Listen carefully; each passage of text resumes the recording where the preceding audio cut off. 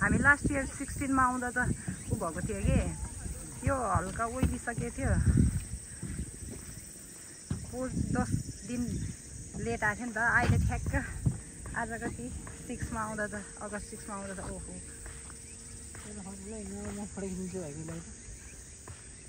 घन्टी बजाउनु त त्यो ऊ आउँदैन नि हो त्यहाँ उभिनु न अलि पर उभिनु न अलि पर उभिनु न यो बिचमा